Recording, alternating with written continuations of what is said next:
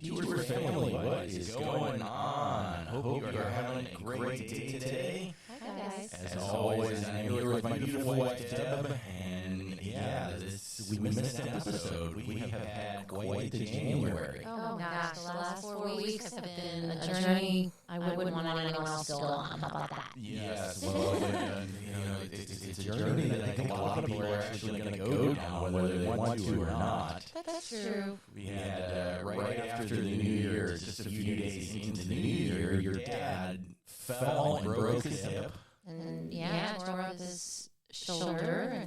And tore his rotator cuff, all sorts of things. He's 93 years old. He's a tiny man, so there's no cushion to him. He's just really thin. And he was mom's caretaker. Yes. So that was kind of the double whammy. All of a sudden, you and I had to kind of divide and conquer.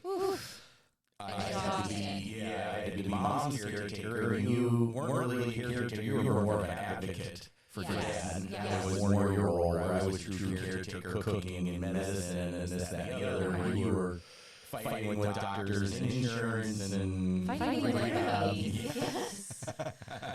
Trying to stand up for good old Dad. Yeah. The healthcare system is quite a shocker when you see it from that lens, from the lens of an elderly person. Yes, especially in Florida. There's so many elderly people here that you really are overwhelmed, and service is not top notch. We'll just say that. No, I wonder what the ranking of Florida would be throughout the United States for healthcare. I bet it's very low from what I've seen. Yes. And I think when you're healthy, you don't really have any experience with healthcare. It's when you're advocating for somebody that needs everything and nobody wants to do anything. It's a battle. Like everything, I felt like I was in a war zone for a month. And what's amazing is, as always, looking back, you see how God was in it from start to finish. And God even showed me things about how He was with us when Mom was in the hospital through Dad. We can get into that a little bit later, but it was definitely a season of growth, a lot of refining. Yes, I feel very pruned, you know. Pruned is the right word. Nobody likes to be under pressure. The pressure that we were under, Mom came to live with us. Oh my! And you spent at least half of your evenings at a rehab or hospital, just trying to help Dad along.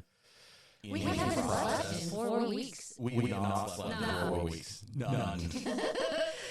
So this should be a great episode. Yeah, we're just full of excitement about it. This is the type of energy that kicks in when you're just completely exhausted and you have nothing left. But I guess for the audience, early January, Dad was in his room and just kind of fell. Over his own feet. No reason in particular. Yeah. He had just gone to the gym 2 days earlier. He was always at least 3 days a week kind of person at the gym. Even at 93, he'd do battle ropes, he was no joke. Yeah. Doing everything he could for a 93-year-old. He's in like the top 0.1% of 93-year-olds. So it was one of those things we were always kind of worried. We kind of thought Mom would fall for sure.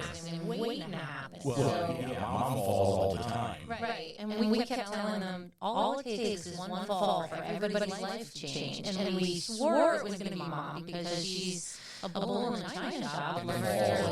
Yes.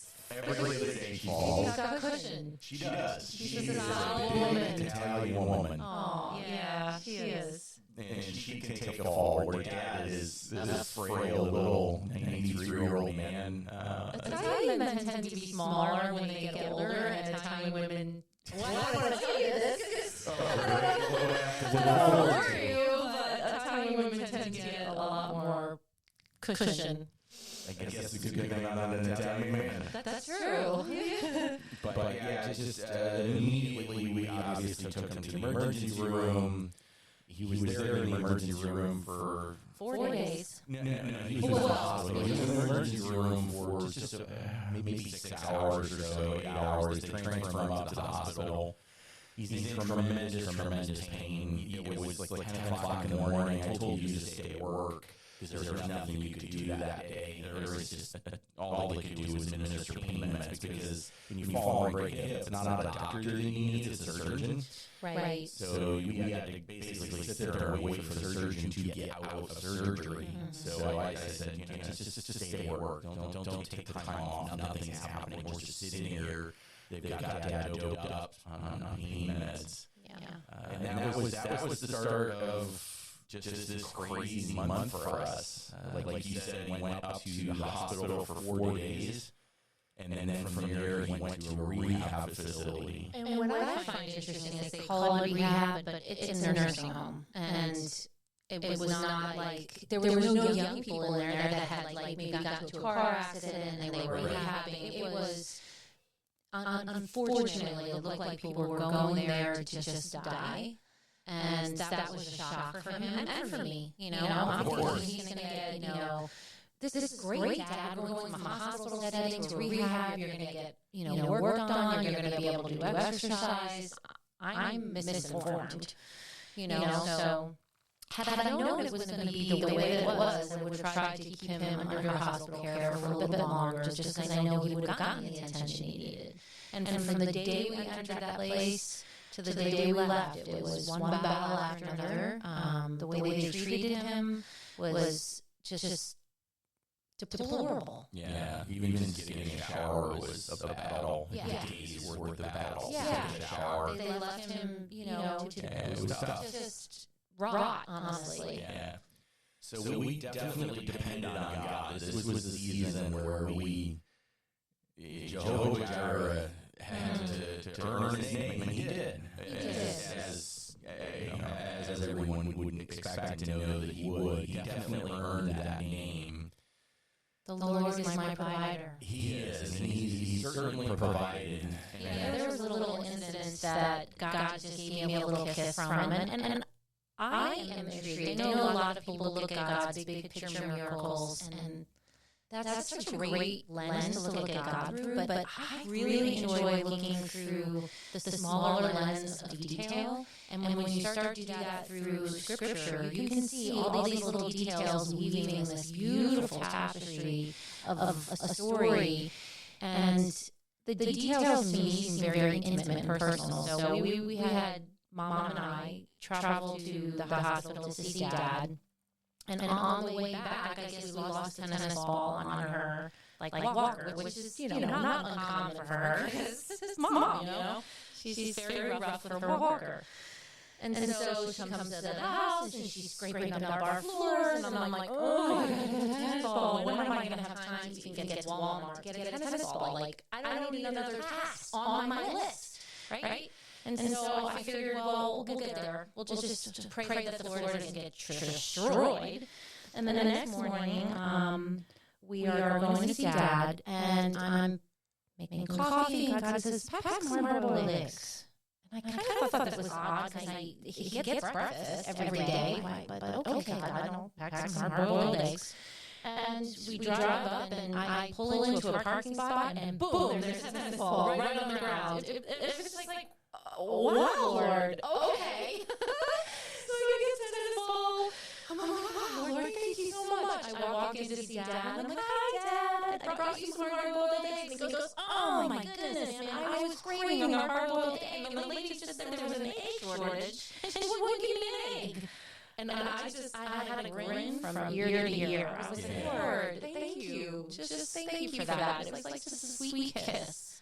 And then it says a lot about Dad, where he's sitting there in a hospital with a broken femur. Technically, he didn't break his hip, he broke his femur. Right. And the only thing he wants is a hard-boiled egg. Both of your parents are such simple people where they really don't require a whole lot. They don't need these nice cars, they don't need this, that, and the other. They just want, my goodness. Again, Dad just broke his femur, and all he wants is a hard-boiled egg. Right. That's so Johnny. Yeah. That's all you can say about it. But yeah, God was so through all of it. And what was amazing to me is we were fighting when Mom had her major procedure this summer of last year. She went in on May 31st, and she was basically there all of June in Orlando. Part of the reason we were there so long is because we were fighting tooth and nail to get her into rehab. Right. And what I learned with Dad and how bad the rehab facilities are, God didn't answer that prayer, and He answered the true prayer. Because Dad is so much more of a trooper that wants to exercise and get better than Mom is, that Dad was not going to go into that place and rot. Right. Mom would have. Mom would have, she would have just sat and watched TV and not exercised. And so the fact that she stayed in the hospital, where she was much more taken care of, was now in hindsight such a blessing from God. We were praying that some rehab facility would accept her. I know. After her procedures, and then just the insurance, United Healthcare just denied everything. Yeah, we went through 3 appeals. Yeah.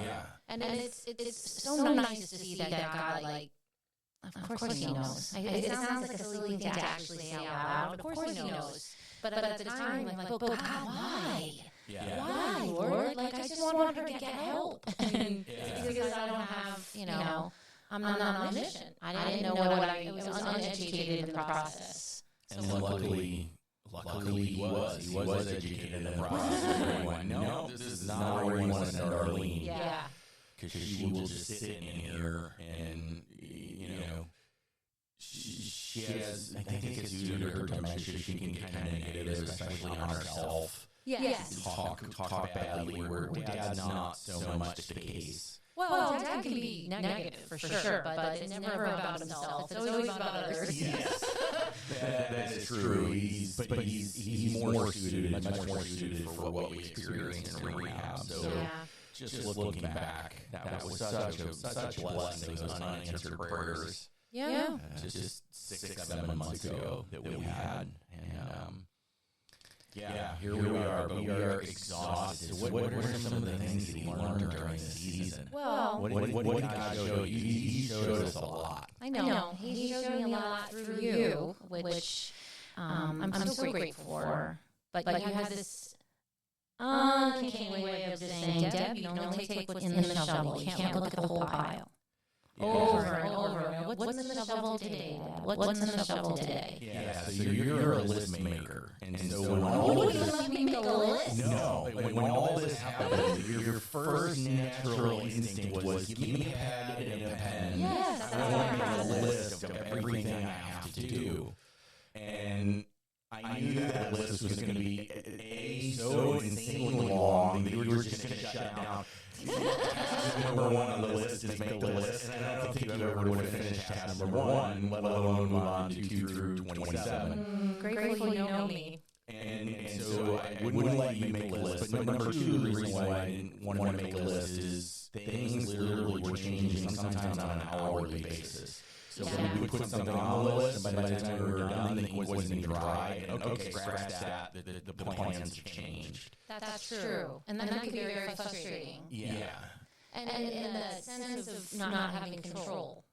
I didn't have control. And then the list, and I guess my mind gave me a sense of, all right, at least I know what I have to do, and I have some sense of control, and the reality was I didn't. And I still don't, I can only control my reaction to what's actually happening, because some of the things that are happening are wide open doors, and other things are slammed shut, and that always makes you kind of go, you kind of clench your fist, and I can't control that. It reminded me a lot of when we were over in Poland on the Ukraine border when the war broke out. Except this, being caretakers are different. As far as God opening and closing doors, it really felt like that because it would be potentially hourly, and even on Dad's discharge day. I knew it. You showed up at the rehab facility. We were supposed to be, discharged at 10 o'clock? Yeah. And you showed up there like, what are you talking about? We don't have anyone on the list for discharge today. And I was like, I told you 4 days ago, we had a meeting 4 days ago, there were 6 directors here. Why don't you have this information? Yeah, so even just checking him out It was tremendous. There were small detours all over the place. So I think, we kind of had to go into this mindset of what can we control and what can't we control, and what can we control right now versus what can we control overall. And God was so good.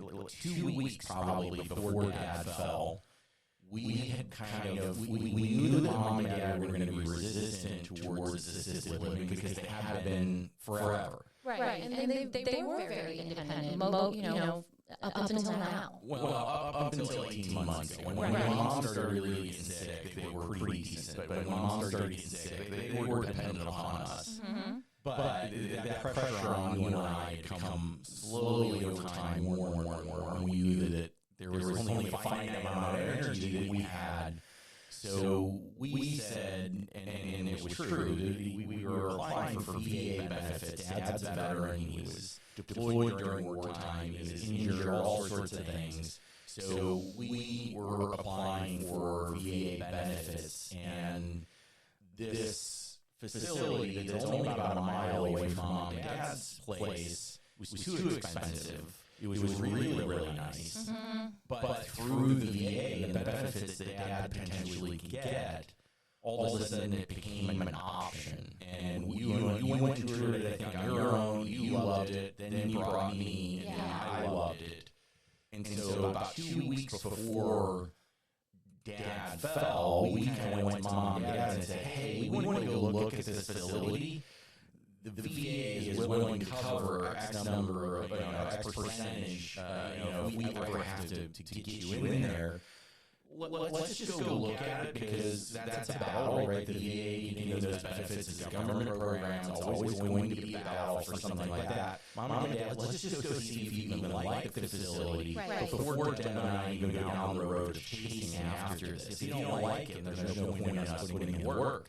So they agreed. And we went and took a tour, and they absolutely fell in love with it. Would I love this place? Look at it. I'd live here in a minute if I could. Yeah. That was what they said. Yeah, that's what they said. And so, you and I were just kind of looking at each other with eyeballs the size of saucers going, okay, I think this might be what we need to do. It's still very close to us. It's close to where your son works, so he can pop in after work very easily. Just all win. Yeah, it was right by the church. It was ideal. So now we just needed to change Mom and Dad's mind from living on their own in their house into assisted living. And boom, 2 weeks later, God does, allows Johnny to fall, and everything changes. But we immediately turned to Mom and Dad and said, that place you really loved? Yeah. When you get out, that's where you're going.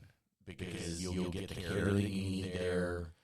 It's so much better than you living in your own home where you have to take care of the yard, where you have to wash your own dishes, cook your own, all of that goes away. Yeah, it wasn't handicap safe, and now they need that. Yeah, Dad can't go upstairs, at least not for a while, so on and so forth. But just the fact that God was 2 weeks. I know. 2 weeks ahead of us. And he didn't have to do that. But it made the conversation with Mom and Dad so much easier. It gave them something to look forward to. Yeah. It gave Dad something to be excited about when he got out of there. This place has a gym in it, so he's happy. They have everything. They have games, they have party games, they have great food. Which Mom and Dad were very food motivated. Very food motivated. So yeah, it was another example of how God just really gave us a kiss and said, I am Jehovah Jireh, and I'm going to prove it to you. So right before Christmas, we went to tour the facility, and boom, right after the New Year, Dad falls. Yeah. So, and let's unpack earlier, you were talking about shovel and this, that, and the other. Let's get more context around that. I think kind of what you had initially you had the whole list mentality, and I correlated that list with a mountain. I said, how do you move a mountain? And it's one shovel at a time. There's lots of different sayings along those lines, but that's the one that you and I were using. And so let's talk about that. Have you always sat there and looked at mountains? Yes. Ever create mountains? I don't create mountains. Well, lists are mountains. No. Lists are not mountains. They're a way to process information. Thank you very much. Oh, okay. Sorry. But I think the family not being good problem solvers, probably like not having that skill set growing up. Like it was always, what are we gonna do? And then they would freeze, and then they would do nothing. It's so interesting to me because my family was always problem solving. My dad traveled a ton. Yeah, my dad traveled a ton with work. He was probably traveling 3 to 4 days a week. So I was the man of the house in one sense. I mean, my dad was a great leader, but when he was gone, Right. you know, if something happened and it needed to be fixed, I was the next man up. And so That's incredible, and I see that in our marriage, and I'm so grateful because I don't have that skill set, and I'm learning it. yeah, it's definitely helped me out. I didn't realize how important that is until I met you and kind of your family, and you guys don't have that skill set. And I just go, well, let's problem solve here. You know? I know. I'm watching you do it with my son too, and it's like he's learning along the way, which I'm super grateful for because I can't teach something I don't know, and I'm well aware that I don't know it and I need to get better at it. But the list always was like processing. Okay, these are the things that are on the list, and as you've said to the audience many times before, you've revealed to me that I am driven by productivity, and if I don't sometimes have a list, I feel like, and this sounds dramatic, but I'm telling you how I feel, so can I say, I feel like, what's wrong with you? Get up and do something, like somehow doing something equates to worth, and I know that biblically that's so far off, but it's one of those deeply ingrained messages from childhood that needs to be rewired and rewrote, and I do this with God a lot, like, hey, I know that my identity isn't work for salvation. I know my identity isn't you're going to love me more if I am successful. You love me all that you're going to love me, like you love me. And so seeing that this month myself is very kind of like oh girl, you still haven't gotten this yet, but that's okay. We'll get there. Well, what's interesting is you can create a list and you're listing a bunch of items that are doors that God has closed. Do you think I did that? Not you. I'm addressing just when you create lists. A lot of times you'll come across items and you can get frustrated because you can't cross an item off the list, but it's because God's closed that door. And so lists are good things in certain situations, but when so much of what was happening was completely out of our control, lists are great when things are in your control. When you just go, here's my task. When you got to clean the house because the family's coming, and you go, I got to do laundry, I got to change the sheets. Lists are great in those circumstances. You don't forget anything. Yes. But when 98% of the situation was completely out of our control, No. Yes. literally, the only thing you can do is love your mom and dad and serve your mom and dad. And then that changes the list drastically. Like when insurance companies are being difficult and this, that, and the other, rehab facilities, it's God, you are Jehovah Jireh, and you love mom and dad more than I ever could. I need you to open this door. I'm going to go spend my time loving and serving mom and dad. It really, and your tasks become so much more manageable when you just go, I'm here to love and I'm here to serve. Are our parents going to be better off after our interaction with them today? And that's really what you have to focus on. And really, that's great for life, I think, in general. Fix people and not situations. Love people. Yeah, but even I do think fix is an appropriate word. If someone is not focused on God, Right. and they're pure walking across water, and all of a sudden they start sinking, the fixing can be reorienting their eyes towards Jesus. Okay. I hear what you're saying. you can get so you can't see the forest through the trees type of mentality where you can back that person out of that situation, help them get reoriented. So I do, I think I still would use the word fix there, but it's certainly been interesting because we had to go literally wake up each day and go, okay, what is in your shovel, Deb? What's in my shovel? And there were days where, a couple of days where you woke up and you're like, I don't have any energy to lift a shovel. And I said, okay, like pro wrestling, tag me in. I'm in. Today's your day to go do whatever the heck you want to do. Yes, and I think that was something that I wouldn't have done had you not pushed me out the door to go rest. Like I would have taken myself to exhaustion and wouldn't have rested. And then when I did rest, I was like, well, all I'm doing is grieving. This isn't fun. This isn't restful.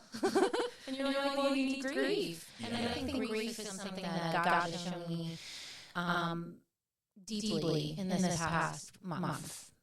And something that I've dealt with in my life over and over again is a lesson that he keeps bringing me back to. And I think humanity as a whole is going to grieve. We live in a broken, fallen world, and life is not easy. And the grieving process here it's small, incremental, like sadness that just piles up. If you have a loved one that has a massive heart attack and dies, it's fast and it's sad, and there's grief that you have to deal with and process. This is a process of dying, watching your parents slowly diminish, like mom getting up in the middle of the night. I mean, there were nights where she was having nightmares, or nights where she was walking around confused at 3 in the morning. And due to the dementia. Yeah, and it was just like, wow, this is so deeply sad to me. Like I'm watching it unfold in such a rapid manner. Maybe it's not rapid. Maybe it's because I'm watching it in a month's clip, and it just seems overwhelming. But it's sad. Definitely. It's not a kind of sadness you can just go, well, I'll wait until the funeral and grieve. Like you're just grieving completely all the time. And how do you manage doing other things in life when the pain seems overwhelming to you? And if you refuse to feel the pain, it will haunt you. And then that's very similar to my story of sexual abuse. Like it took me how many years? 3 decades to deal with it. And in that 3-decade period of time, the self-destruction was just immense. Because I was trying to numb the pain. Or now I know better, and now I'm walking through the pain with Jesus and going, I can't tell you how many times this month, it's too much, God. I've said that probably 60 to 70 times, just under my breath, to God, in prayer, on my bed, curled up. It's too much, God. But He is walking me through it. He is. And that's what's been so comforting is just, like you said, finding a little tennis ball in the parking lot. There's just been those little indicators of God going, yeah, not only am I Jehovah Jireh, but I'm here with you. Yeah. And the peace of Christ is enough, even when nothing else is. And just knowing that He's there with us, it brings peace to those storms. This was a turbulent month. The month of January was a turbulent month for our family. You ain't kidding. You always call them John and Arlene, Hurricane Jarlene, and it was like a storm of epic proportions. This was at least a Cat 4, maybe a borderline Cat 5, and but we did serve them well. We got them into a facility, and now you and I can just kind of soul keep for the next week. We need to just disconnect and take care of ourselves, just rest. Get a good night's sleep. Good golly, don't we ever. But there's a part of me, and I'm going to just confess, there's a part of me that goes, but there's still so much left to do. Soul keeping is very, I didn't realize how difficult it was for me. Yeah. Because your mind can keep racing. You can't sit there and force yourself to do it. I don't have a nothing box. All of those tasks are still running in the back of my brain. and it's like white noise. I can't get rid of it. Yeah. Yeah. So it's hard. It definitely, especially when it involves directly your loved ones. Yeah. You know, how do you close that window on the computer? That can be very difficult. If you have a sick kid, Right. there's no closing that window.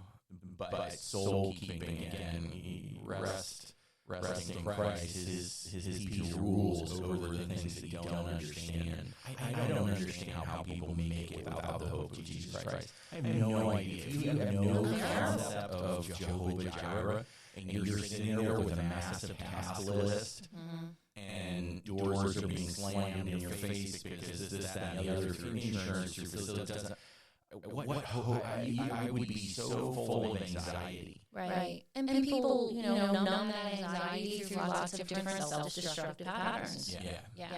It's Drinking, drugs, shopping, working. Yep. Binge watching TV, eating, all kinds of things. Yeah, pretty crazy. But Yeah. we've definitely learned a lot. We even need to potentially do like a little special episode, just educate people maybe on just what we learned about healthcare and veteran benefits. I don't know. So much information. It's very disheartening. I don't know that I want to just... Well, it's better. I think it's better for people who got caught with their pants down because there's so much we didn't know. Yeah, there's still a lot we don't know. No, that is 100% true, but to sit and share that information, what we do know, to share that information. Because part of what made it so difficult was if you needed to know how is something going to work, like how is the insurance going to handle the transfer process from the hospital to the rehab facility. What does that look like? Because there's at least three major players. One is the hospital, one is the rehab facility, and the other is insurance. Right. How is all that going to go down? The part of the hardest things that we ran into was nobody had all the answers. The hospital would say, well, this is what we need, and this is what we do. And the rehab facility would say, well, this is what we need, and this is what we do. If they can even return phone calls or talk to us. Oh, yeah. And then insurance, there were times where you were on the phone with United Healthcare, and you would get one story from one representative, and then you call back later, and it's a completely different story. Yes. And then there's a facility here. What was it? The senior care. What was it? One senior place. One senior place. Regard. They were so helpful. That woman received like 6 hours of phone calls. Did you ever take her cookies? No, I didn't yet. Who's got time to take this woman cookies? We did not have a moment to read. We'll take this woman cookies. But she helped us understand so much. And that's part of what made it so difficult is you couldn't talk to one person and understand the situation. You had to talk to multiple people and try and find themes in what they were saying. And you start pulling on that thread of the themes. And eventually, over time, you could piece it together. And like I said, there were conversations that we had with just insurance where literally every single thing they said was completely wrong. Yeah. And you're talking to Bob and Anita, and Bob, yeah. You're just sitting there going, I just want to know what's happening with my dad and how to handle this situation. And I can't get my questions answered. So there were times where it could be very, very frustrating. Yeah, there were times I would make 4 phone calls in a day to the healthcare, either, usually it was insurance. Those are the most frustrating calls. Yeah. But I think we need to do an episode just on all the things that we've learned since we've started all of this process. Okay. Shorten the learning curve for everyone else. Here are the resources you need to pay attention to. Here's how Medicare and Medicaid truly work. Here's all that lowdown. Because between mom last year and dad this year, we have learned a lot. Yeah, we have. So. But yeah, it's been an interesting January. We will get back to probably our regularly scheduled programming in the next episode. I don't even know. We talked about doing another biblical detour. We talked about all sorts of things, following some characters. We're trying to get into those in the next episode again. Yeah, I think that's a good idea. I always like those. Yeah, those are a lot of fun. But we definitely needed to touch base, get everyone updated on anything you've been praying. If you knew, thank you so much for prayers. We've had so many people praying for us. We're very supported and very loved. Thank you so much. Yeah, it was convicting. Our friend, Pastor Bill Schott, was teaching this past Wednesday in the book of Daniel, and he was talking about, standing in the gap for people. God is waiting for people to stand in the gap. And so many times, nobody steps in the gap. And, for those of you guys that were praying for us and we're standing in that gap, we're so grateful. Again, that gives you so much hope. Yeah, it does. To know that you have just true prayer warriors praying you through all of this. Not people who cliche say, I'll pray for you, No. but people you know are warring for you. Yeah. Warring in prayer for your betterment, Yeah. for your family's betterment, for God's will to be done. Yeah. And I can't thank them enough. Yep. Absolutely. So thank you guys. You were praying, but we will get back to you next time. Hopefully back on track. But you never know. God may throw a detour in front of us. Yeah. Who knows? But thank you guys for listening. We will be back in a couple weeks. We love you. Thanks, guys. Bye.